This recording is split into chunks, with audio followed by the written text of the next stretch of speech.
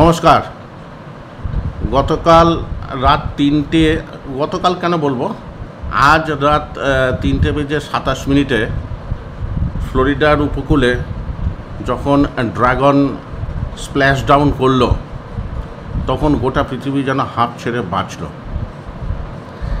এই যে অভিযানটা হলো, এর তো 2-3টে অ্যাসপেক্ট তো এখনই আমার মতো সাধারণ মানুষের কাছেও তো একটা কৌতূহলের ব্যাপার যে এই অভিযানটা কেন হলো, কিভাবে হলো এবং এর ফলে কি হলো, অর্থাৎ কিনা মহাকাশচারীদের ওপরে কি এফেক্ট হলো, বিজ্ঞান বা গবেষণা কি করে হলো বা কি হলো, এবং আর যে অন্যান্য যে অনিশ্চয়তা বা বিপদ সংকুল রাস্তা দিয়ে যে এই অভিযানটা হয়েছে সেটা সম্পর্কে আপনাদের তো কৌতূহল থাকতেই পারে। সেই জন্য 3জন বিশিষ্ট ব্যক্তিকে আমরা এখানে পেয়েছি। মধ্যেখানে বসে আছেন doctor professor Rajib Bandyopadhyay, head of the department of botany, Bardhaman university. তিনি বাকি দুজনের পরিচয়টা করিয়ে দেবেন। Doctor professor Rajib Bandyopadhyay, please. নমস্কার। আমরা সত্যি সকলেই টিভির পর্দায় চোখ রেখেছিলাম এবং টান উত্তেজনা কি হয়, এতদিনের অপেক্ষা। সুনিতা উইলিয়ামস এই আর্থে আবার ফেরত এসছেন। আমরা খুব আনন্দিত, উচ্ছ্বসিত এবং খুব খুশি, এবং এই জন্য আরও বেশি খুশি যে উনি ইন্ডিয়ান অরিজিন এবং একজন লেডি। তা আমরা এই বিষয়ে বা এই আনুষঙ্গিক বিষয়ে কিছু আমরা আলাপ আলোচনা করতে চাই। তা আজকে আমাদের মধ্যে আমরা পেয়েছি, আমার লেফট সাইডে বসে আছেন ডক্টর জিষ্পতি চক্রবর্তী মহাশয়। তো উনি আমাদের বর্ধমান ইউনিভার্সিটির হেলথ সেন্টারের এক্স সিনিয়র মেডিকেল অফিসার। এছাড়া ওনার অনেক পরিচয় আছে। উনি জয়েন্ট সেক্রেটারি শিবশঙ্কর সেবা সমিতি বর্ধমানের এবং প্র্যাকটিশনার ওখানে, এবং ওনার বিভিন্ন বিষয়ে ইন্টারেস্ট আছে। অ্যান্টার্কটিকা এক্সপেডিশন, উনি লায়ন্স ক্লাবের সঙ্গে যুক্ত, প্রোগ্রামে কিছু। তার ফলে উনি মানে আমাদের শুধু ডাক্তার হিসেবেই নয়, ওনার অন্যান্য দিকেও যে আগ্রহ, এবং সেইটাই আমরা ওনাকে পেয়েছি আজকে আমাদের মধ্যে। এত ব্যস্ততার মধ্যে উনি এসছেন। আমরা আপনাকে স্যার স্বাগত জানাই আমাদের এই আলোচনায়। আর আমার ডান দিকে যিনি বসে আছেন ডক্টর শুভ্র চ্যাটার্জি, ইনি আমাদের ইউনিভার্সিটি গ্র্যান্ড কমিশন নিউ দিল্লির ওখানে একটা স্কিম আছে, ফ্যাকাল্টি রিসার্চ প্রোগ্রাম। তার উনি প্রফেসর আমাদের department of biotechnology Bardhaman university, এবং ওনার রিসার্চের বিষয় হলো ভাস্কুলার বায়োলজি। মোস্টলি আমাদের স্পেস রিসার্চে কী ধরনের ভাস্কুলার বায়োলজিতে চেঞ্জেস হতে পারে বা চেঞ্জেস হয়, তার কী এফেক্ট করতে পারে, এগুলো নিয়ে উনি গবেষণা করেন। এবং উনিও স্পেস নিয়ে অনেক কিছু আমাদের আজ শোনাতে পারবেন, বলতে পারবেন। তা আমরা প্রথমে ডক্টর শুভ্র চ্যাটার্জি স্যারকেই অনুরোধ করব যে উনি কিছু একটু বলে আমাদের আলোচনাটা শুরু করুন। উনি আলোচনা শুরু করার আগে আমি নিজেই একটা প্রশ্ন করে রাখি যে সাধারণ মানুষের কাছে তো দুটো প্রশ্ন তো খুব বেশি ঘুরপাক খাচ্ছে, যে অভিযানটা কি করে হলো এবং এর যে যে কী কী ডেঞ্জার ফ্যাক্টর, এবং ডেঞ্জার ফ্যাক্টর মানে ডিউরিং দি এক্সপিডিশন, এবং তার পরবর্তীকালে তার কি আফটার এফেক্ট হলো, এবং যে পারপাসটা। আপনি প্রথমে এই এক্সপিডিশনটা সম্পর্কে একটুখানি বলুন। আচ্ছা, প্রথমে আমি বলি যে এই এক্সপিডিশনের দুটো ডিস্টিংক্ট পার্ট আছে। একটা পার্ট হচ্ছে মেকানিক্যাল ইঞ্জিনিয়ারিং বা হচ্ছে স্পেস ইঞ্জিনিয়ারিং। তার টেকনিক্যাল স্পেস ইঞ্জিনিয়ারিংয়ের টেকনিক্যাল ব্যাপারটা নিয়ে আমরা যখন বলি তখন purely engineering, physical science, fuel, তার সেফটি, সেগুলো হচ্ছে একটা পার্ট। আর একটা পার্ট যেটা ডিস্টিংক্টলি ডিফারেন্ট বাট ফার্স্ট পার্টের সঙ্গে অনেক সময়ই অ্যালাইড এবং কানেকশান করতে হয়, সেখানে হচ্ছে হিউম্যান সেফটি, কি life safety, হোয়েনেভার it is life, কিংবা এখানে হিউম্যান স্পেসিফিক্যালি যখন লাইফকে আপনি নিয়ে যাচ্ছেন একটা কমপ্লিটলি ডিফারেন্ট আননোন একটা সিচুয়েশানে, তার মানে সেখানে হচ্ছে যেই স্পেসে আপনি যাচ্ছেন, স্পেস বলতে এখানে আমাদের এখনকার যে আলোচনা, সেই স্পেস কিন্তু ডিপ স্পেস না, সেই স্পেস হচ্ছে আমাদের আর্থ থেকে মোটামুটি 450-500 মাইল ওপরে একটা স্টেশন রয়েছে, সেটাকে আমরা সবাই পপুলারলি বলি ISS, ইন্টারন্যাশনাল স্পেস স্টেশন। বেশ কিছু কান্ট্রি, নাসা, তারা ইনভলভ এই ইন্টারন্যাশনাল স্পেস স্টেশনটাকে রান করার জন্য, সেই স্পেসে সেটাকে হচ্ছে একটা জায়গায় সেটেল করার জন্য, তারপর সেটা অ্যাকর্ডিং টু আর্থ মুভমেন্ট ওই স্পেস স্টেশনও আমাদের সঙ্গে ঘুরছে। অনেক সময় সন্ধ্যে 7:30-8টার সময় তাকে আমরা হচ্ছে ফলো করতে পারি খালি চোখে। এবার সেই স্পেস স্টেশন হচ্ছে নিয়ার অরবিট স্পেস। তারপরে রয়েছে দূরের অরবিট, আরও দূরের বিয়ন্ড অরবিট, সেখানে হচ্ছে যেমন মার্স। আবার বিয়ন্ড মার্স রয়েছে ডিপ স্পেস, সেখানে হচ্ছে আমাদের এক্সিস্টিং যে সোলার সিস্টেম, সেই সোলার সিস্টেমকে প্রায় ছাড়িয়ে। তখন এবার এই সিস্টেমে যখন যাচ্ছি আমরা, তখন ইমিডিয়েটলি লাইফ যেটা বুঝতে পারছি যে আমরা একটা কমপ্লিট আননোন সিচুয়েশানে এসেছি। সেই আননোন সিচুয়েশানটা এক নম্বর ভেরি প্রাইমারি ফান্ডামেন্টাল সিচুয়েশানটা হচ্ছে ল্যাক অফ গ্র্যাভিটি। আমাদের যে টান, এই আর্থ আমাদের পৃথিবীর যেভাবে টানছে যে কোনো মেটেরিয়াল, যেভাবে একটা নারকেল পড়ছে হচ্ছে গাছ থেকে, সেটা হচ্ছে পৃথিবীর টানের জন্য, সেটাই গ্র্যাভিটি। এবার সেই যে টানটা, নারকেলটা কিন্তু অন্য টান দিয়ে বাঁধিয়ে ওপর দিকে যাচ্ছে না, সোজা এসে পড়ছে একদম পৃথিবীর মাটিতে। এবার এইটাই হচ্ছে গ্র্যাভিটি। এবার এই গ্র্যাভিটিটা যখন মানে একটা বিরাট টান, ভয়ঙ্কর টান, পৃথিবীর টান, আর সেই টানটা হচ্ছে ডিপেন্ড করছে আমাদের পৃথিবীর সাইজটাকে, মাস। সাইজটা যদি বড়ো হয় মাস বেশি ইউজুয়ালি, আর সাইজ ছোটো হলে তখন তার মাস কম। এবার তার উপর বেস করে এই টানটা, এবার এই টানটা, এই যে বিকট টান, এটা একটা ম্যাসিভ। এবার এই আমরা যেহেতু এখানে জন্মেছি, বড় হয়েছি, এখানেই আমরা মারা যাব, সেই জন্যে অনন্তকাল ধরে আমরা এই টানটাকেই আমাদের নর্মাল টান হিসেবে ধরে নিই। সেই জন্য আমরা বুঝতেও পারি, আমরা অ্যাডাপ্টেড। এইবার এখান থেকে যখন ছিটকে বেরিয়ে একটা কম টানের জায়গায় যাচ্ছি, সঙ্গে সঙ্গে আমাদের লাইফ সেখানে রিয়্যাক্ট করে। আরেকটা সেকেন্ড, আই থিঙ্ক আমাদের স্পতিবাবু রয়েছেন, উনি আরও ডিটেল বলবেন ফিজিওলজির পার্ট। আর আরেকটা পার্ট রয়েছে রেডিয়েশন। যখনই আমরা এই স্পেসে যাচ্ছি, আমাদের স্ট্র্যাটোস্ফিয়ারের বাইরে, ইভেন স্ট্র্যাটোস্ফিয়ারের আপার স্ট্র্যাটোস্ফিয়ারে প্রচুর রেডিয়েশন, সেগুলো কখনো কখনো তাকে বলা হয় galactic, intergalactic radiation, space radiation. আর সেইখানে হচ্ছে আমাদের যে আমাদের যে এনভায়রনমেন্ট, যে লেয়ারটা দিয়ে আমরা ঢাকা পৃথিবীটা, যার জন্য আমাদের ক্লাইমেট, এনভায়রনমেন্ট, এটা যখনই আস্তে আস্তে উপর দিকে থিন হয়ে আসছে, পাতলা হয়ে যাচ্ছে, তখন হচ্ছে এই রেডিয়েশনগুলো আরও বেশি এফেক্টিভ, মানে আমাদের জন্য ব্যাড। যেমন ইউভি রেডিয়েশন একটা হচ্ছে সিম্পল এক্সাম্পল। যেখানে হচ্ছে আমাদের হাওয়ার পরিমাণ কমে যাচ্ছে, ধরুন পাহাড়ের ওপর অনেক উঁচুতে উঠেছে, সেখানে কিন্তু থিন, আমাদের স্ফিয়ারটা অনেক থিন, এনভায়রনমেন্টাল স্ফিয়ার, তখন ইউভি রেডিয়েশন অনেক বেশি চান্স পাচ্ছে আপনাকে অ্যাটাক।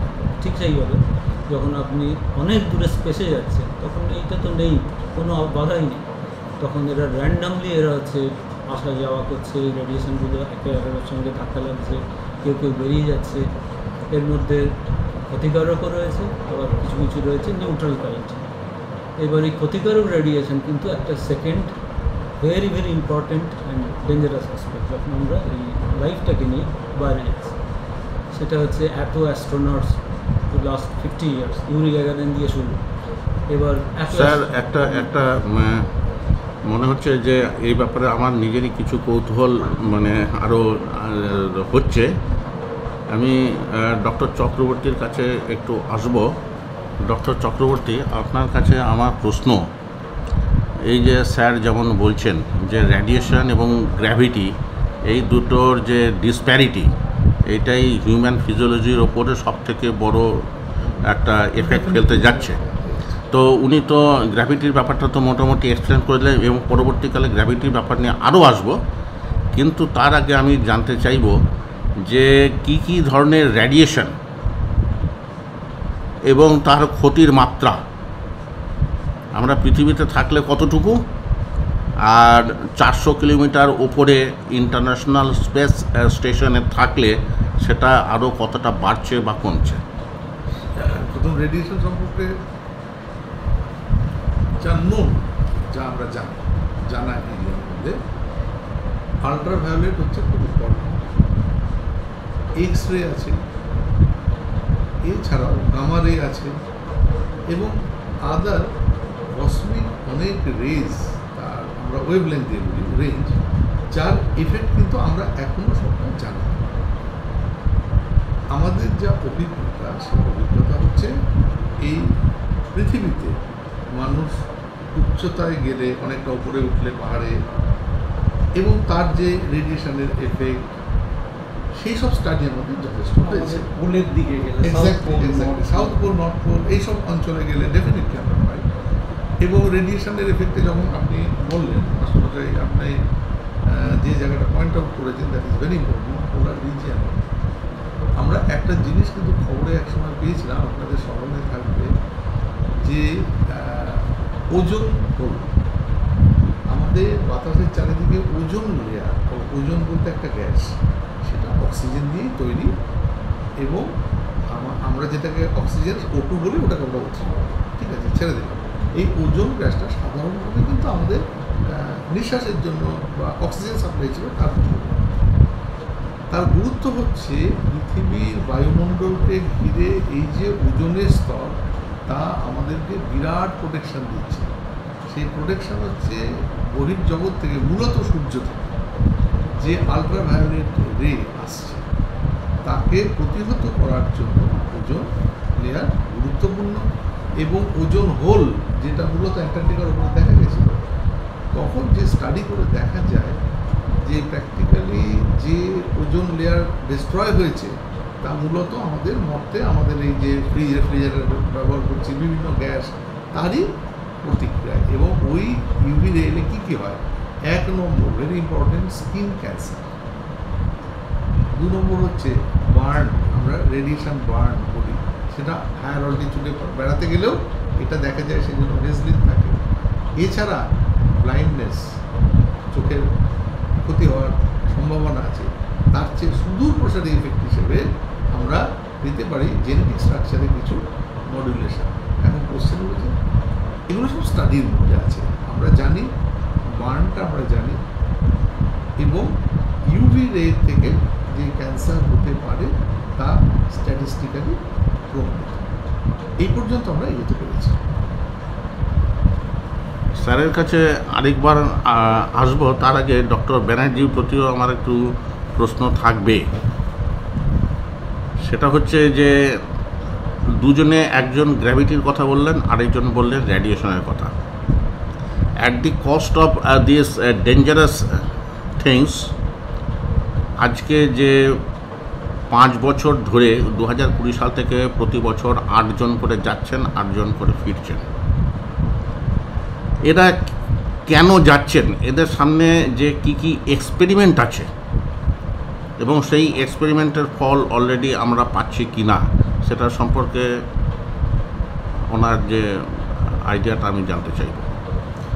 অ্যাকচুয়ালি মানে হিউম্যান বিইং, আমাদের নেচারই হচ্ছে অ্যাডভেঞ্চার। মানে যেখানে মানুষ পৌঁছতে পারেনি, সেখানে মানুষ কী করে যাবে। যেমন খুব ছোটোবেলা থেকেই আমরা চাঁদ দেখে অভ্যস্ত, হ্যাঁ, এবং আমাদের গ্রাম বাংলায় অনেক ছড়া আছে, বয়স্ক মানুষরা সেগুলো বলেন, এবং আমরাও আমাদের বাচ্চাদেরকে চাঁদকে দেখাই, এবং তখনই মনে হয় মানুষের প্রথম আগ্রহ জাগে যে আমি চাঁদে কী করে পৌঁছবো, বা সে ভাবে যে আমি আরও উঁচুতে কী করে পৌঁছতে পারি। মানে মানুষ যেখানে তার গতিবিধি বা পৌঁছতে পারেনি, এরকম বেশ কিছু সংখ্যক মানুষ পৃথিবীতে সবসময় থাকেন বা চেষ্টা করেন যে মানুষের ফুটপ্রিন্ট সেখানে ফেলতে হবে। এইভাবেই এক এক করে মানুষ এভারেস্টকে জয় করেছে, এইভাবেই মানুষ সাউথ পোলে পৌঁছেছে, নর্থ পোলে পৌঁছেছে। তো যখন এই পৃথিবীর ওপর জায়গাগুলো যেগুলো দুর্ভেদ্য ছিল যখন জয় করে নিয়েছে তারা, তখন তাদের জন্য এবার আর বাঁচছে হয় চাঁদে যেতে হবে, তাহলে না, আপনার কাছে শুনেছি যে অল্টারনেটিভ ফার্মিংয়ের কোনো একটা ব্যাপার বোধ হয় এক্সপেরিমেন্টের মধ্যে এজেন্ডা। আমি আস্তে আস্তে এইভাবে লোকজন ভাবছে কি যে আমরা মহাকাশে কী করে পৌঁছবো। আমাদের শুভ্রবাবু বললেন যে গত 30, 40, 50 বছর ধরে বিভিন্ন মানুষ সেখানে যাচ্ছে, এবং এই যাওয়ার সাথে সাথে ছোট ছোট তারা বেশ কিছু বায়োলজিক্যাল এক্সপেরিমেন্ট করছেন। তারা দেখার চেষ্টা করছেন যে কোনো গাছ বা কোনো বীজ তারা সাথে করে নিয়ে যাচ্ছে, যে সেই বীজের ওপরে বা সেই গাছের ওপরে কী এফেক্ট পড়ছে। কারণ তারা যদি অত উঁচুতে ওই রকম গ্র্যাভিটেশনাল ফোর্স লেস বা জিরো কোথাও, তা সেখানে তারা কীভাবে বিহেভ করছে, তাদের সেলুলার বা তাদের জেনেটিক্স লেভেলে কী চেঞ্জেস হচ্ছে, তারা রিভাইভ করতে পারবে না পারবে না। তা এইভাবে তাহলে আমরা পরবর্তীকালে ভাবতে পারি যে ভবিষ্যতে এই সমস্ত যে জায়গাগুলো আছে যেখানে মানুষ পৌঁছায়নি, বা সেই সমস্ত জায়গাগুলো মানুষের বসবাসের যোগ্য হতে পারে কি না, বা সেখানে গাছপালা হতে পারে কি না, বা সেখানে অক্সিজেন নেই তাহলে সেখানে অক্সিজেন কীভাবে পৌঁছতে পারবে। তার ফলে সমস্ত অ্যাস্ট্রোনটরা যখন যান তারা তাদের ইন্টারেস্টের ওপরে ভেবে বিভিন্ন সিড, বিভিন্ন গাছ বা জার্মিনেটেড সিডলিং সাথে নিয়ে যান, বা বিভিন্ন ব্যাকটেরিয়াকে তারা নিয়ে যান এখান থেকে। বা এই সুনিতা উইলিয়ামস আপনারা দেখে থাকবেন যে এনারাও সাথে ব্যাকটেরিয়া বা ইস্ট নিয়ে গেছেন। তাহলে সেই ইস্ট বা ব্যাকটেরিয়াটা ওখানে গ্রো করতে পারছে কি না, মানে যে পৃথিবীর বুকে জন্মাতে পারছে, বাড়তে পারছে, বড় হতে পারছে, স্পেসের এনভায়রনমেন্টে তারা কতটা কোপ আউট করতে পারছে, আদৌ কি কোপ আউট করতে পারছে, এই সমস্ত জিজ্ঞাসাগুলোর প্রাথমিকভাবে উত্তর মেলার আশায় মানুষ আছে। এবার এগুলো যদি তারা উত্তরগুলো পান, তখন তারা ভবিষ্যতে এগুলোকে আরও বড় আকারে কী করে কাজে লাগানো যায় সেটাই বলতে পারবেন। আমার মনে হয় শুভ্রবাবু এই বিষয়ে অনেক বেশি আলোকপাত করতে পারবেন। ওনাকে আমি একটু গ্রাউন্ড লেভেলের প্রশ্নটাই করব। সেটা হচ্ছে যে এখানে দেখা যাচ্ছে যে 3টে এক্সপেরিমেন্টের সাইট আপনি বললেন, রেডিয়েশনের সাইটটা ডক্টর চক্রবর্তী শুরু করেছেন, আর গ্র্যাভিটেশনের সাইডে আপনি তো জিরো মাইক্রো গ্র্যাভিটি বা এই ধরনের উপর কাজ করছেন। হিউম্যান ফিজিওলজির ওপরে এই মাইক্রো গ্র্যাভিটি বা জিরো গ্র্যাভিটি মানে কি প্রভাব ফেলতে পারে, এবং বেশি দিন থাকলে তার কি প্রভাব, এটা যদি একটুখানি বলেন। মানে এর প্রভাব হচ্ছে অনেক বেশি, মাল্টি ডাইরেকশন। তাহলেও আমি হচ্ছে মেজর 2-3টে পয়েন্ট শুধু বলছি। প্রথম যে পয়েন্টটা সেটা হচ্ছে আমাদের হার্ট যখন চলছে রুটিন বেসিস, প্রত্যেকটা সকালবেলা আমরা যেই ঘুম থেকে উঠলাম আমাদের শোয়ার সময়ও পাম্প করছিল, আবার ঘুম থেকে উঠে যখন আমরা দাঁড়াচ্ছি বিছানা থেকে বেরিয়েছি তখনও সে পাম্প করছে। এই যে হার্টের পাম্প করা, দাঁড়ানো অবস্থায় আর শোয়া অবস্থায় হার্টের পাম্পিংয়ের যে সিস্টেমটা, পাম্প করার যে স্টাইল প্যাটার্ন এখানে কিন্তু চেঞ্জ হয়। তার মানে আমি যখন হচ্ছে শুয়ে আছি তখন আমি পৃথিবীর যে টান, গ্র্যাভিটির সঙ্গে আমি হচ্ছে মানিয়ে নিয়েছি, আমি শুয়ে পড়েছি, গ্র্যাভিটিকে অ্যাকসেপ্ট করেছি, তারপরে শুয়ে পড়লাম যে আমি গ্র্যাভিটির সঙ্গে আছি ফরে। এবার আমি সকালে যেই দাঁড়ালাম উঠে সঙ্গে সঙ্গে আমার হার্টের যে হার্ট থেকে যে ব্লাডটা বেরোচ্ছে, যে কার্ডিয়াক আউটপুট বলা, সেই প্রত্যেকবারের যে ওই লাবডু আওয়াজ হচ্ছে, কার্ডিয়াক ব্লাড বেরিয়ে আসছে হার্ট থেকে, এসে সমস্ত অর্গানকে দিচ্ছে। এইবার এই সমস্ত ব্লাডটা যখন যে মুহূর্তে হার্ট থেকে বেরিয়ে এলো, সেই রক্তটা কিন্তু যাচ্ছে মোস্টলি মাটির দিকে। টান কিন্তু পৃথিবীর টান রয়েছে। এবার আমাকে তো মাথাটাকে তো চালাতে হবে। এবার মাথাটাকে চালাবার জন্য তখন হার্টকে একটু ডিফারেন্টভাবে হার্টকে কাজ করতে হচ্ছে, যে মাথার দিকে যেন রক্তটা বেশি যায়, তাহলেই আমরা কাজ সমস্ত সারাদিনটা চালাতে পারবো। তার মধ্যে একটা ফিজিওলজিক্যাল ব্যালেন্স তৈরি হয়েছে। এটা হয়তো অ্যাডাপ্টেশনের জন্যই হয়েছে, যাই হোক না কেন সেটাই আমাদের ফিজিওলজি। এবার যখন আপনি রিয়েল স্পেসে যাচ্ছেন, real space, not simulated kind of speech, real space, even ISS international space station হোক কিংবা মুন হোক কিংবা বিয়ন্ড, এখন মার্সে যাওয়ার তরজোর চলেছে, এই সব জায়গাতেই হার্ট কিন্তু এবার যে ব্লাডটা বেরিয়ে আসছে, সেই ব্লাডটা যে মাটির দিকে যাবে, সেই মাটির টানটাই কম। তার ফলে আপনার যে মেন ফিজিওলজির যে একদম হচ্ছে গোড়ার কথা, হার্ট হচ্ছে প্রথম অর্গান তৈরি হয় ডেভেলপমেন্টের সময়। তো সেই হার্টটা তৈরি হয় সারা লাইফটাকে টানার জন্য। তারপরে টিল ইউ ডাই, আমৃত্যু আপনার হার্ট চলছে ফাংশন। এই হার্টটা ফাংশন করছে কিন্তু গ্র্যাভিটির প্যাটার্নের উপর।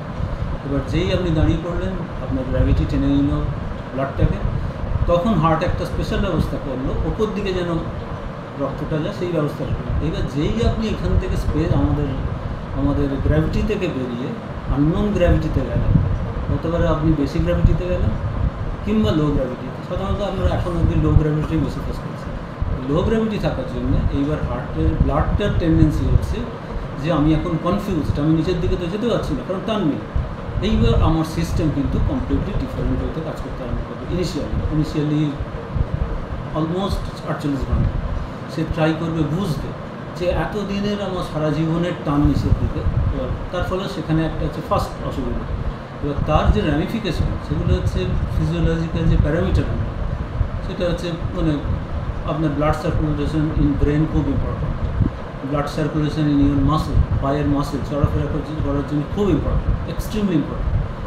এবার তখন সেই অর্গ্যানগুলো নিজে তার যে ম্যানিফেস্টেশন, আমার ব্লাডটা দরকার, আমি দৌড়ে যাচ্ছি, বাস ধরতে যাচ্ছি, আমার মাসেলে ব্লাড দরকার। এইবার সেখানে হচ্ছে নতুন জায়গায় স্পেশাল আমি যে দৌড়বো বাস ধরতে, আমার সেই টানটাই তো মাসেলে নেই, মাসেলে আমার রক্তই আসছে। তার ফলে এই সমস্ত ব্যাপারটা, এই পুরো ব্লাড সার্কুলেশনটা, এটা হচ্ছে ফার্স্ট ডিফারেন্ট হয়ে যাচ্ছে। তারপর আস্তে আস্তে বডি কিন্তু অ্যাডাপ্ট করছে। এমন কোনো অ্যাস্ট্রোনটকে দেখা যায়নি যে including Yuri Gagarin first attempt Yuri Gagarin একদম সুস্থ, অ্যাপারেন্টলি আমি বলছি একদম সুস্থ, অ্যাপারেন্টলি সুস্থ। কিন্তু ইউরি গ্যাগারিনের স্টেটটা তো কম ছিল, 3 আওয়ার্স যতই মনে 3 আওয়ার্স, মানে এরকম 610 days। এই তো হচ্ছে কয়েক বছরের রেকর্ড আছে ইন্টারন্যাশনাল স্পেস স্টেশন। 900 days কত বললো 700 সামথিং না 675, ওটা হচ্ছে পেগি হুইটসন, পেগি মানে 675। এবং ওটা বলতে গিয়ে বলছে যে নাসার উপরে একটা দোষের মতো ব্যাপারও চলে এসেছিল, যেরকম আনশিডিউলড একটা মানে প্রোগ্রামে তাকে 286 দিন এক্সট্রা থাকতে হয়েছে, যেখানে 280 দিনই এক্সট্রা, 6-7 দিন ছিল তো। এবং তার ফলে যে সাডেন যে জার্ক এফেক্ট হলো, আমি ডক্টর চক্রবর্তীর কাছে সেই জায়গাটা তো একটুখানি আসবো। এই যে ধরুন 280 দিন এক্সট্রা, উনি 5 জুন 2024 থেকে 8 দিনের জন্য 8 দিনের জন্য আমি ধরে রাখছি 10 দিন, এদিক ওদিক হতেই পারে, 10 দিন হতে পারে, কিন্তু তাহলে 270 দিন মানে 9 মাস। একটা শিশুর জন্মের জন্য যে পরিমাণ সময়, সেই পরিমাণটাই উনি ওখানে থেকে গেলেন। তাই এইটাতে মানে 1 নম্বর মানে অন্য কোনো ব্যাপারের মধ্যে আমি আর যাচ্ছি না, শুধুমাত্র তার শারীরিক ব্যাপারটাই আমি বলছি যে রেডিয়েশনের ব্যাপারও তো আছে। এবং ডক্টর চ্যাটার্জি যেটা বলছেন যে গ্র্যাভিটির যে ব্যাপারটা, সেটাও আছে। মানে এই জিনিসটা একটুখানি মানে কি হতে চলেছে। দেখুন, প্রথম কথা হচ্ছে রেডিয়েশনের ব্যাপারে আমি যেটা বলেছিলাম, তার সঙ্গে আরেকটা কথা কিন্তু বলে রাখা দরকার। সেটা হলো, আমরা যখন পাহাড়ে বেড়াতে যাই, আমরা ওই ভেজলিন বা এই জাতীয় জিনিস আর গ্লাভস, সোয়েটার ইত্যাদি যা কিছু গগলস পরতে হয়। তাহলে এমনকি পাহাড়ে গিয়ে বরফের ইয়েতে গেলে টেম্পোরারি ব্লাইন্ডনেস হয় আমি যদি ইয়ে না করি, প্রোটেকশন না নিই। ওনাদের ক্ষেত্রে কিন্তু ব্যাপারটা একটু আলাদা। ওনাদের ক্ষেত্রে ক্যালকুলেশন করে একটা প্রোটেক্টিভ ড্রেস সেটা কিন্তু ওনাদের থাকবে। আমরা ধরি কোনটা বিয়ন্ড আওয়ার নলেজ, আমরা জানি না, অথচ তাকে ক্রস করে চলে যাচ্ছে। এই অংশটাই matter of research, number 1। Number 2, 8 দিনের জন্য যখন উনি গেছে তখন মনে রাখতে হবে সমস্ত অ্যাস্ট্রোনট যারা যায় তার 50% কিন্তু ভমিটিং অ্যান্ড ভার্টাইগো এটা হবে। এটা দেখা গেছে অলমোস্ট হচ্ছে। তার একটা কারণ, আর আরেকবার একটুখানি রিপিট করুন। মাথা ঘোরা এবং বমি, এই দুটো ঘটনা তাদের কিন্তু প্রায় 50% জনের ক্ষেত্রে ঘটছে। এটার একটা কারণ আছে। ফার্স্ট সিস্টেম যে জিওপার্টাইজ হয় সেটা কিন্তু নার্ভাস সিস্টেম।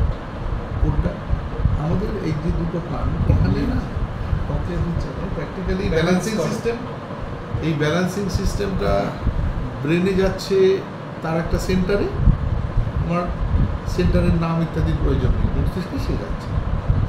ককলিয়াতে যখন এই যে স্যার যেটা বললেন পেঁচানো শামুকের মতো দেখতে, ওইখানে না কতগুলো কোষ আছে,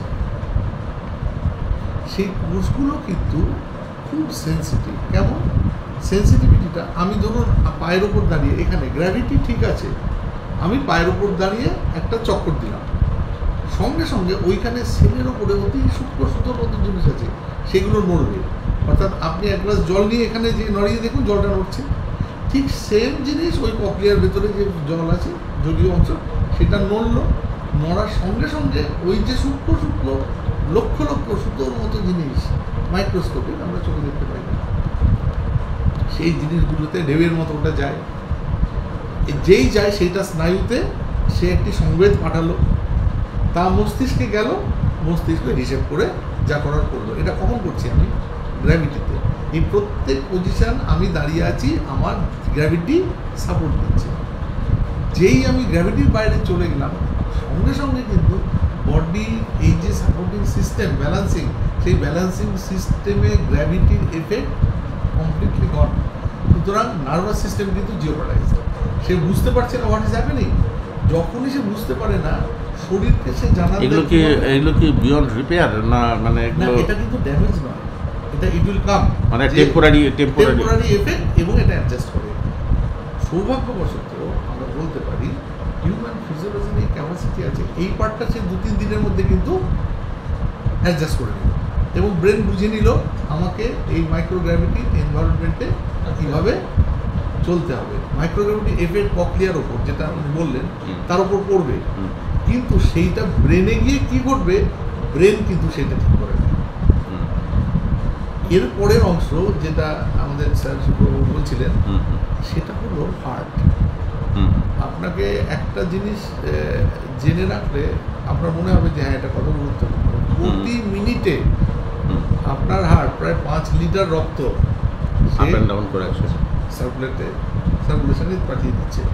সহজ কথা নয়, 5 লিটার রক্ত এইরকম একটা সাইজের যন্ত্র সে পাম্প করে সারা শরীরে ছড়িয়ে দিচ্ছে এবং non stop Sara Jibon. It stop, যেই সে থেমে গেল, ফিনিশ, আমরা শেষ। কোশ্চেন হলো লাইফটা এই পেটের মধ্যে 10th ডেতে আরম্ভ হচ্ছে তার কাজ। হ্যাঁ এক্স্যাক্টলি, পেটের মধ্যে 10th ডে থেকে সে ছোট্ট ডিপ ডিপ ডিপ ডিপ করে আল্ট্রাসোনোগ্রাফিতে এখন ধরা যায় 20 উইকস অনওয়ার্ডস, যখন বলা হয় যে বাচ্চাটাকে আমরা দেখছি কীরকম তার হার্টের মাপিংটা দেখা যায়। এবারে হার্টের ওপর এফেক্টটা কিন্তু খুব মজা। কেমন? আমাদের শরীরে না একটা অদ্ভুত সিস্টেম আছে। একজন মানুষ, আপনি স্পেস ছেড়ে দিন, 2 মাস শুয়ে থাকুন, আপনার পায়ের মাসল ছোটো হবে, আপনার হার্টের মাসল উইক হবে। 2 মাস মোটামুটি শুয়ে থাকার পর আপনি উঠলেই প্রথম অনুভূতি হবে মাথা ঘোরা, চোখে অন্ধকার। কেন বলুন তো? যে ঘটনাটা হচ্ছে হার্ট আর সেই পাম্প করতে পারছে না, কারণ হার্টের মাসল কমে গেছে। সুনিতা উইলিয়ামস এবং যিনি, ওনাদের কিন্তু এই এফেক্ট অলরেডি শুরু হয়ে গেছে, এটা আছে, যে কারণে ওনাদেরকে কিন্তু আলাদা করে রাখা হচ্ছে। এইবার এই গ্র্যাভিটিতে এসে তাদের যে পাম্পিং হবে, সেই পাম্পিং ইনিশিয়ালি যথেষ্ট নয়, সেই জন্য তাদেরকে আস্তে আস্তে সাপোর্ট সিস্টেম, এক্সারসাইজ পার্টিকুলারলি বিভিন্ন রকম এবং খুব গাইডেড এক্সারসাইজের মাধ্যমে তাদেরকে নিয়ে যাওয়া হবে এবং হার্ট আস্তে আস্তে তার মাসল মাস ফিরে পাবে। কতদিন সময় লাগবে? ধরুন ইউজুয়ালি আপনার অন্তত 1.5-2 মাসের আগে কিন্তু কমপ্লিট রিকভারি হবে না। মানে Complete recovery হবে? Recovery almost. মানে অ্যাডজাস্ট মানে আপনি একটা কথা বলি, এই সুনিতা উইলিয়ামস বলুন নর্মাল লাইফে কিন্তু চলে আসবে, আচ্ছা, সে উইল কাম। মানে এরম নয় কোনো পার্মানেন্ট ড্যামেজ হচ্ছে, আননোন ড্যামেজ যদি হয়, এই যে রেডিয়েশনের জন্য জেনেটিক ড্যামেজ যদি হয়, সেটা আমাদের নলেজের বাইরে। ডক্টর চ্যাটার্জির কাছে একটা জিজ্ঞাসা করব যে বিবিসির একটা লেখাতে পড়ছিলাম যে এই যে গ্র্যাভিটির কথা যেটা বলছিলেন, এই গ্র্যাভিটির ফলে নাকি ব্রেনের ভলিউম কমে যায়, এটা মানে কি সত্যি বা তার ফলটা কি? ব্রেনের ভলিউমের ব্যাপারে আমি মানে একদম অ্যাকিউরেট কিছু বলতে পারবো না, তবে এবং তার সঙ্গে আরও একটা বলেছে, আমি যেটা উদ্ধৃতি দিচ্ছি, যেটা নিজের মানে এনরিচমেন্টের জন্যে, সেটা হচ্ছে বলছে যে সেখানে নাকি ফ্লুইড ওপরে থাকে এবং সেক্ষেত্রে সবসময় ফ্লুইডগুলো বেরিয়ে আসার চেষ্টা করে এবং একটা বিশেষ সাকশন পদ্ধতিতে নাকি একটা সেন্ট্রিফিউজের মাধ্যমে সেটা নাকি এই এগুলোকে সাকিং যাতে হয়, এই ব্যাপারটা একটুখানি। এটা স্ট্রেট ফরওয়ার্ড এক্সপ্লেনেশন, যে এটার সঙ্গে লিঙ্ক রয়েছে এই যে কার্ডিওভাস্কুলার রিঅ্যাডজাস্টমেন্ট। যখনই হচ্ছে জিওপডাইজ হচ্ছে কার্ডিওভাস্কুলার সিস্টেম এই গ্র্যাভিটি মডুলেশনের জন্য, তখন তার হচ্ছে একটা ম্যানিফেস্টেশন তৈরি করে হচ্ছে সেরিব্রাল ফ্লুইডের একটা ব্যাপার আছে। তবে আর একটা পয়েন্ট শুধু হচ্ছে আমি অ্যাড করবো এই ডিসকাশনে, সেটা হচ্ছে হার্ট বোন। তো স্পেসে যখনই যাচ্ছে যে কোনো লাইফ, নট অনলি হিউম্যান, যে কোনো লাইফ যখন নেওয়া হচ্ছে হাড় কিংবা হাড়ের ইকুইভ্যালেন্ট, আমাদের হাড় হচ্ছে যেমন রয়েছে আমাদের স্ট্রাকচারটাকে ধরে রাখছে, আমাদের জিওমেট্রিটাকে ধরে রেখেছে, আর্কিটেকচার একটা সিঙ্গেল সেলে আবার তার আর্কিটেকচারটাও ধরে রেখেছে, তাকে বলে মাইক্রোটিউবিউল সাইটোস্কেলিটন। এই হাড় আর সাইটোস্কেলিটন এই যে সিস্টেম, যেটা মোস্টলি আমাদের স্ট্রাকচারটা দেখাচ্ছে এইরকম, যে এই স্ট্রাকচারটা এত ভারী হাড়কে এমনিতে নেচার অত্যন্ত ক্যালকুলেটিভ, এত ভারী হাড় একটা মানুষকে দেওয়া হয়েছে, তার একমাত্র সোল রিজন আর কোনো রিজন, একমাত্র রিজন হচ্ছে এই গ্র্যাভিটির টান। এই এত টানকে উইথস্ট্যান্ড করে আমি এখান থেকে এখানে একটা পা ফেলছি 2 ফুট দূরে, এটার জন্য যে কী পরিমাণ এনার্জি রিকোয়ারমেন্ট সেটা তো হিউজ, এবং তার সঙ্গে মিল রেখে একটা স্ট্রাকচার তৈরি করতে হচ্ছে সেই হাড়, যে এটাকে উইথস্ট্যান্ড করতে পারবে এবং রেগুলার কাজ করতে পারবে। যেই আপনি মহাকাশে পাবেন, নেচার ক্যালকুলেট করলো যে কারণে আমি তোমাকে এত হাড় দিয়েছি, সেই কারণটাই তো আর নেই। যেই একটা সিস্টেম বুঝতে পারবে সঙ্গে সঙ্গে হচ্ছে হাড় বলতে আরম্ভ করবে, বলতে আচ্ছা আচ্ছা ক্যালসিয়াম ফসফেট যেটা হার্ট ভেঙে যাওয়া আচ্ছা আচ্ছা আচ্ছা। সেখান থেকে ক্যালসিয়াম, তার মানে ওনার যে ফিরে এসছেন, তাহলে এখন যে কোনো মুহূর্তে অর্থোপেডিক প্রবলেম, যে কোনো মুহূর্তে, যে কোনো মুহূর্তে। এটা রিকভারি হচ্ছে। আর এমন এক এক্সট্রিম সিচুয়েশনে যেতে পারে যে আমরা এক্স্যাক্ট টাইমটা মনে নেই, 3 মাস না 4 মাস যদি হচ্ছে কোনো রকম নানা রকম এক্সারসাইজ থাকে এর থেকে বাঁচার জন্য স্পেস, সেই এক্সারসাইজ যদি না করানো হয় আর তার সঙ্গে সাপ্লিমেন্টারি মেডিসিন সেটা যদি না করা হয়, তাহলে কয়েক মাস পরে আপনি আপনার এই যে হার্ট এই হাতের এইখানটা মানে হার্টটাকে ধরে একটা প্যাঁচ দিয়ে দিতে পারেন, বেঁকে যাবে, বিকলাঙ্গ হয়ে বিকলাঙ্গ মানে হচ্ছে আপনি ইচ্ছে করলে একদম করতে পারবেন। soft, নরম। ওই যে বলছে বেবি হিট, এই যে মানে ওখানে বলছিল বিবিসি লেখাটা বলছিল যে, এবং ওরা প্রকারান্তরে দোষী দিচ্ছিল যে এতদিন ধরে রাখাটা ঠিক হয়নি। সেটা তো হচ্ছে কলোনি করতে হবে, তার জন্য কিছু এক্সারসাইজ। ডক্টর ব্যানার্জির কাছে আসবো, এখানে এই যেহেতু প্রাণী দেহের ব্যাপারটা শুনলাম, এইবারে হচ্ছে গ্র্যাভিটেশনের সঙ্গে উদ্ভিদ জগতের সম্পর্কটা আপনি একটু বলুন। হিউম্যান বা অ্যানিম্যালসের ক্ষেত্রেও যেরকম, গাছও আমাদের দেখবেন শেকড় তার মাটির দিকেই চলে যায়, মানে সেখানে মাধ্যাকর্ষণ যে বল আছে, বা আমাদের হিউম্যান দেহে ওনারা যে বললেন পাম্পিং সিস্টেম, যে আমাদের ব্লাডটাকে কীভাবে মস্তিষ্কে পাঠাচ্ছে, সেম থিং গাছ তার খাবারের জন্যে তাকে মাটি থেকে জলকে টেনে তুলতে হয়, মানে অ্যান্টি গ্র্যাভিটেশনাল ফোর্সের এগেনস্টে যেতে হয়, এবং সেও তার গাছের সারা কোষে কোষে সেখানে পৌঁছে দিচ্ছে এই জল বা মিনারেলস বা যা যা খাবার লাগবে, প্লাস গাছ নিজে খাদ্য তৈরি করছে, এবং সেই খাদ্যটা মানে পাতাকে আমরা গাছের রান্নাঘর বলি, সেখানে তার খাবার তৈরি হলো এবং সেই খাবারটাও সমস্ত জায়গায় সঠিকভাবে পৌঁছে দেওয়াটা হলো তার কাজ। এবং এই সমস্ত কিছু কিন্তু কন্ট্রোল হচ্ছে থ্রু গ্র্যাভিটেশনাল ফোর্স, মাধ্যাকর্ষণ টান, মাধ্যাকর্ষণ বল যাকে আমরা বলি। তো স্বাভাবিকভাবে যখন স্পেসে কোনো চলে যাচ্ছে প্ল্যান্টস নিয়ে, যদিও এই বিষয়ে আমাদের এখানে ভারতে বা আমাদের পশ্চিমবঙ্গে সেভাবে কোনো গবেষণা নেই, আমাদের শুক্রবাবুরা কিছু কিছু শুরু করেছে, তার ফলে নো ডাউট এর ওপর এফেক্ট আছে। মানে এফেক্টটা বিস্তারিত আমাদের সেভাবে জানা নেই, আমার মনে হয় শুক্রবাবুই বেশি আলোকপাত করতে পারবেন যে উনি কী দেখেছেন ওনার স্বল্প গবেষণায়, উনি এটা ভালো বোঝাতে পারবেন। ওনার কাছে যাওয়ার আগে ডক্টর চক্রবর্তীর কাছে আরেকবার একটুখানি যেতেই হবে। সেটা হচ্ছে যে মানে আলোচনা তো অনন্তকাল চলতে পারে না, আমাকে এখনই শেষ করতে হবে। তার আগে আমি জিজ্ঞাসা করব যে ধরুন এই যে মেডিকেল সায়েন্স এই স্পেস গবেষণার মাধ্যমে কতটা উপকৃত হলো, এটা হচ্ছে 1 নম্বর প্রশ্ন।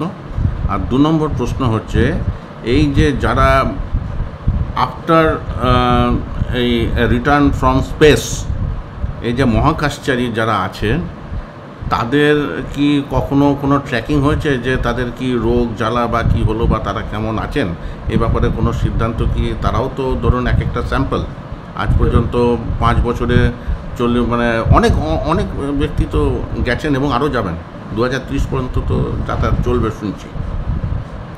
দেখুন, ওই ব্যাপারে কয়েকটা বিষয় যেমন বলা দরকার, যে আলোচনাটা খুব ইম্পর্টেন্ট।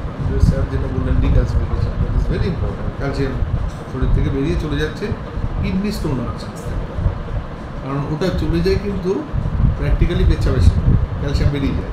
তাদের পেচ্ছাপ পরীক্ষা করলে প্রচুর ক্যালসিয়াম পাওয়া যাবে। এবারে ওই যে ক্যালসিয়ামটা আসছে আস্তে আস্তে পেচ্ছাপের মধ্যে দিয়ে আসবার সময় না ছোটো ছোটো ক্রিস্টাল তৈরি হয়।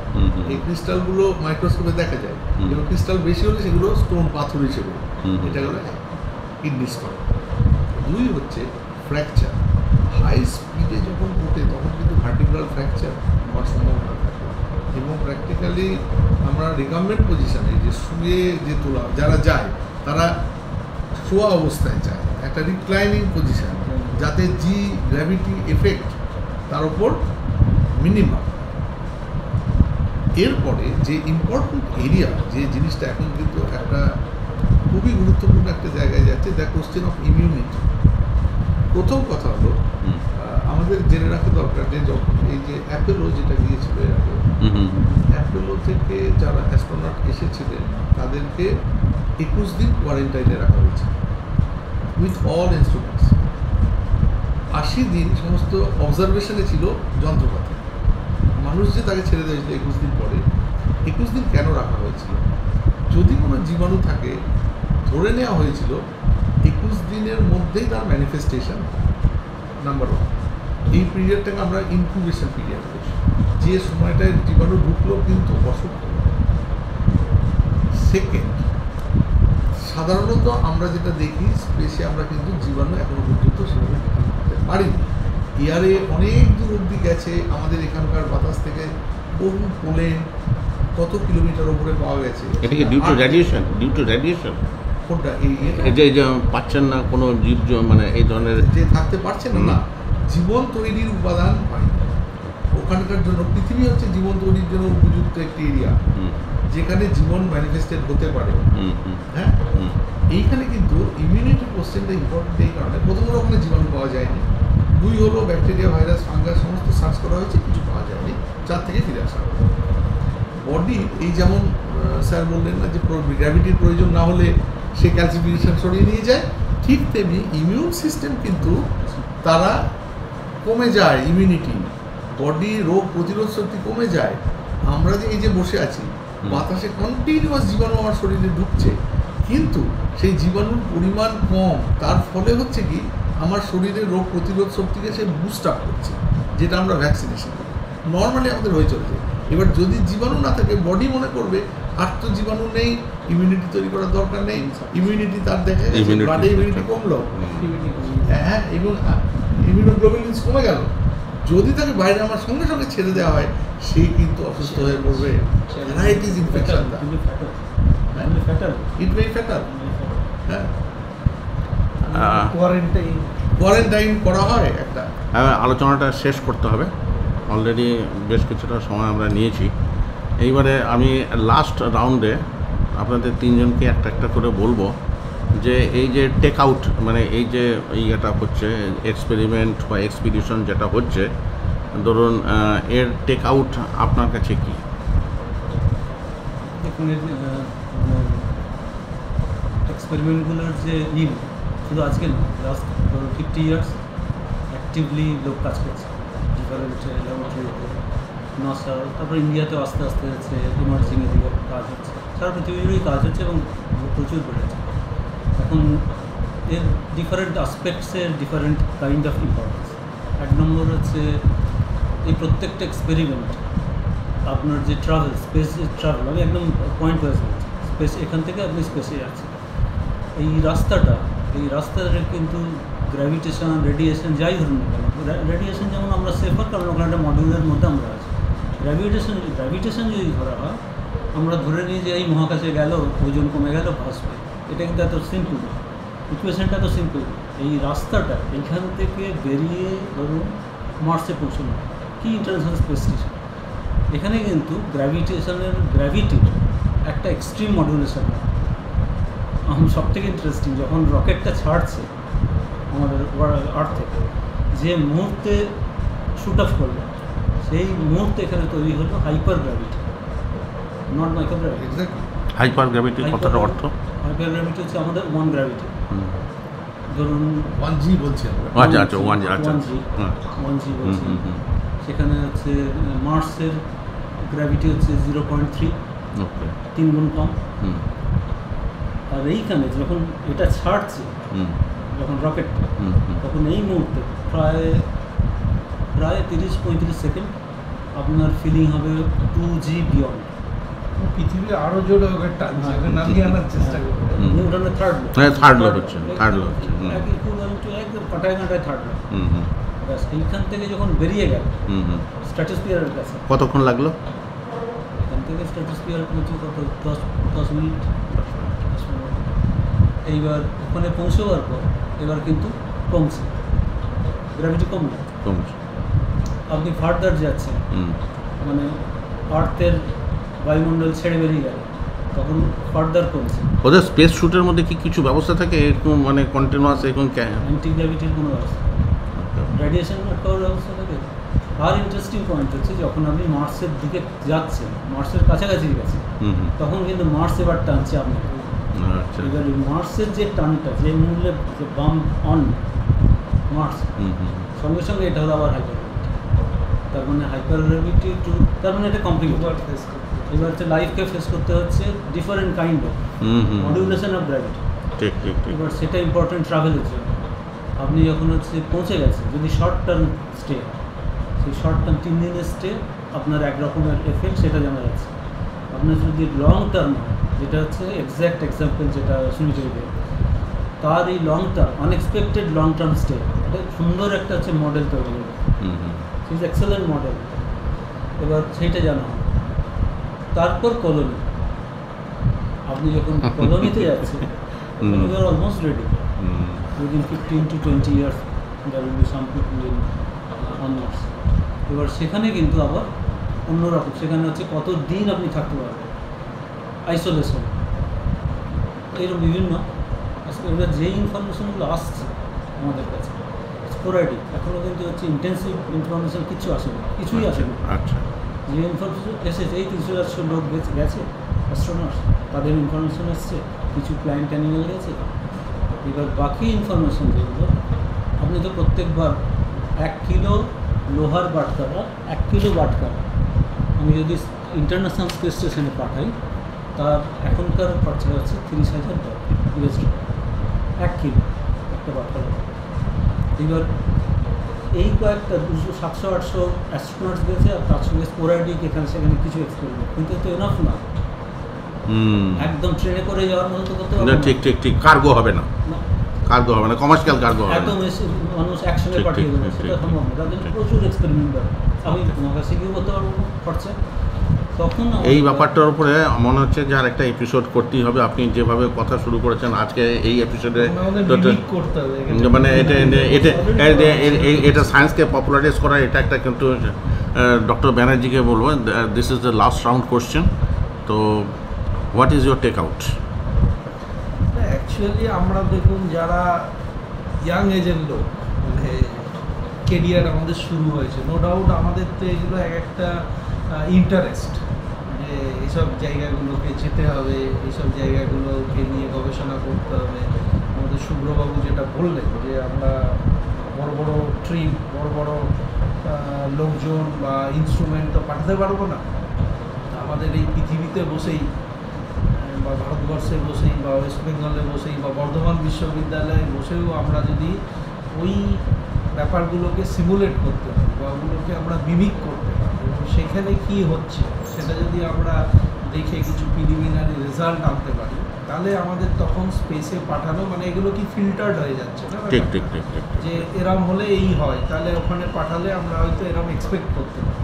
ঠিক। সেই ব্যাপারগুলো সুন্দর হবে এবং আমাদের যেটা ইসরো আছে আমাদের দেশে, তারাও চাইছে বিভিন্ন যে গভর্নমেন্ট ফান্ডিং এজেন্সিগুলো আছে, department of biotechnology, department of science and technology, এদেরকে সাথে নিয়ে স্পেস মাইক্রোবায়োলজির রিসার্চ, এগুলো আমাদের ছাত্রছাত্রীদের ঠিক, জন্য, ঠিক, ঠিক। আমাদের স্কলারদের জন্য ভবিষ্যতে ঠিক, একটা ঠিক। রেভিনিউ।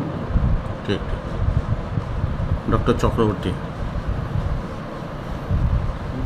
আমি জাস্ট একটা জিনিস আমি একটু দেখিয়ে দিচ্ছি, আমার মনে হয় দেখিয়ে দিলে অনেকের যারা দেখবেন, এই যে ছবিটা দেখা যাচ্ছে, রক্তের চাপ আর per সেকেন্ড 3.3 G, তাতে রক্তের চাপ সিস্টোলিক ডায়াস্টোলিক আমরা যেটা বলি, ওপর থেকে ঝট করে নেমে যায় যদি বসে থাকে। সিটিং পজিশনে মাত্র কয়েক সেকেন্ডের মধ্যেই তার রক্তের চাপের কিন্তু পরিবর্তন হবে। সেই জন্যই তাকে কিন্তু দাঁড়িয়ে বসে নয়, একেবারে রিকাম্বেন্ট, সেমি রিকাম্বেন্ট অর মোটামুটি আধশো অবস্থায় নিয়ে যাওয়া হবে এবং এর জি ভ্যালু হচ্ছে 3.3 G যখন উঠছে। এবং আমাদের এখানে ফিজিওলজিক্যালি ক্যালকুলেট করা হচ্ছে আপ টু 20 G অবধি বিভিন্ন ক্যালকুলেশন আছে এবং এই অ্যাক্সিলারেশনের ব্যাপারটার সঙ্গে কীভাবে চেঞ্জ হয় তার একটা বিষয় জানা গেল। আমি একটা অন্য জায়গায় বলতে চাইছি, আপনি যেমন বললেন লাস্ট ফেজে এখানে প্র্যাকটিক্যালি নাসার আর একটা অন্য অ্যাক্টিভিটি আছে, ইটস ভেরি ইম্পর্টেন্ট, সেটা হচ্ছে সেটি, search of extra terrestrial intelligence. সেটি প্রোগ্রামটা হচ্ছে খুব অপটিমিস্টিক, মানে আমরা আশা করছি যে আমরা মহাবিশ্বে কি একা বুদ্ধিমান প্রাণী। সেই জন্য আজ থেকে অনেক বছর আগে, প্রায় 45 ইয়ার্স ব্যাক, একটা রকেট এই মধ্যে আমরা ফটো করছিলাম, সেখানে কিন্তু দেওয়া হয়েছে একটি সিম্বল, আমরা কোথায় আছি, মেল ফিমেল রেড করে পুরুষ নারী আমরা যে আছি এবং সূর্যের থেকে কোনোখানে আমাদের অবস্থান, সেই রকেট কিন্তু যাচ্ছে সার্চ অফ এক্সট্রাটেরেস্ট্রিয়াল ইন্টেলিজেন্স। আমি খুব অপটিমিস্টিক হতে ধরে নিতে পারি, এই যে আমরা কাজগুলো করছি, এই যে বিয়ন্ড যাচ্ছি, এর কিন্তু একটা উদ্দেশ্য আছে যে আমাদের এই সৌরজগতের পরিধির মধ্যেই আমরা থাকবো, নাকি ইন্টারস্পেস হিউজ যে গ্যালাকটিক এরিয়া, এই এরিয়ায় কখনো কি আমরা ভাবতে পারি যে আমরা কিছু একটা করছি। ন্যাচারালি এটা হয়তো এখনকার পক্ষে মানে একেবারে কল্পবিজ্ঞান, সত্যি কথা বলতে এখন আমাদের যা হয়েছে সে তুলনায় এই কথাটা কল্পবিজ্ঞান, কিন্তু খেয়াল রাখুন এর সূত্রপাত কিন্তু অলরেডি 40-45 বছর আগে হয়ে গিয়েছে থ্রু সেটি প্রোগ্রাম। আর একটা ইনফরমেশান দিই, যারা শুনছেন বা দেখছেন, এই সেটি প্রোগ্রামটা কিন্তু আপনি ইচ্ছে করলে নিজেকে রেজিস্টার করতে পারেন, আপনার কাছে ইনফরমেশান ওরা পাঠাবে। এই সার্চ অফ ইন্টেলিজেন্স আপনি যদি এর ডিটেলসটা যদি শেয়ার করেন তাহলে ডেসক্রিপশন বক্সে ওটা দিয়ে দিতে পারবো, যাতে যারা দর্শক যারা আছে ওয়েবসাইট লিঙ্ক কিন্তু সার্চ অফ এক্সট্রাটেরেস্ট্রিয়াল ইন্টেলিজেন্স, হ্যাঁ ওইটা আমি দিলেই সঙ্গে সঙ্গে ক্লিক করলে ওরা কিন্তু আপনাকে জানাবে। তারপরে ওরা মেম্বারশিপ অফার করবে যে আপনি এটার সঙ্গে কি কমিউনিকেট করতে রাজি, আপনি ইয়েস বললেন, আপনাকে হিউজ মানে একবারে বন্যার মতো ইনফরমেশান আসবে। আমি একটা সময় যুক্ত হয়েছিলাম এবং ইনফরমেশান শেষ নেই, আপনি পড়ে শেষ করতে পারবেন না, এত ইনফরমেশান এবং অত্যন্ত ইন্টারেস্টিং ইনফরমেশান আপনি আপনার দিক থেকে যদি কিছু বলার থাকে আপনি না হয় পাঠালেন। এই অবধি চেষ্টা করা যেতে পারে। সর্বসাধারণের কাছে তারা এটা দিয়েছেন। আমি বলবো যে সবাই অংশগ্রহণ করুন, কারণ আমরা তো এগোচ্ছি। আর আমার একটা প্রশ্ন, যদি আপনি অনুমতি দেন, স্যারকে বলবো, বোটানির উনি আছেন, স্পেস ক্রাফটে এলজি দিয়ে অক্সিজেন তৈরির একটি প্রক্রিয়ার কথা কিন্তু আমাদের টেক্সটে বলছে, মানে মেডিকেল টেক্সট কিন্তু বলছে এলজিকে ইউজ করা হয়। করেছে এটা পাঠিয়েছে। আমরা এখানে এই জাতীয় যা আমরা যাচ্ছি তাতে মানে সাফিসিয়েন্ট অক্সিজেন হতে গেলে এলজি কেমন লাগতে পারে, কারণ এলজিতে oxygen production is very quick, relatively অন্যান্য জায়গার চেয়ে একটু তাড়াতাড়ি হয়। আমরা তো জলের মধ্যে বুদবুদ দেখতে পাই যেগুলো অক্সিজেন ওঠে, আমরা কীরকম পেতে পারি অক্সিজেন? এটা তো এমনি এক্সপেরিমেন্টাল স্টেজে নাসা পাঠিয়েছে বিভিন্ন, এবং বেশ কিছু ইনডোর প্লান্টও বলছে যে এই প্লান্টগুলো অক্সিজেন দিতে পারে, কিন্তু এখনও অবধি আমাদের সেইভাবে এস্টিমেট করা যায়নি বা করা হয়নি যে একজন মানুষের সারাদিনের অক্সিজেনের চাহিদা হবে সেই তুলনায় কতটা কি দিতে পারবে। কারণ স্যার যেটা বললেন না যে আমরা হিউজ জিনিস এখন ওখানে পাঠানো সম্ভব না, এগুলো জাস্ট ফর এক্সপেরিমেন্ট, যে একটা প্লান্ট নিয়ে যাওয়া হলো, সে বাঁচছে কিনা ফিরছে কিনা বা সেই কতটুকু অক্সিজেন দিতে পারছে। তা নাসা অলরেডি এই টাইপের অনেক ছোট ছোট এক্সপেরিমেন্ট করছে, যে ভাবছে যে এইভাবে সম্ভব কি। তাহলে আজকের এপিসোডটা এখানে শেষ করছি, এবং এই যে বিজ্ঞানকে জনপ্রিয় করে তোলার জন্য এই যে চেষ্টা, এতে আশা করছি আপনাদেরকে ভবিষ্যতেও আরও অন্যান্য এপিসোডে পাবো। ডক্টর বন্দ্যোপাধ্যায় তো নিজে তো উদ্যোগ নিয়ে অনেকগুলো এপিসোড করালেন।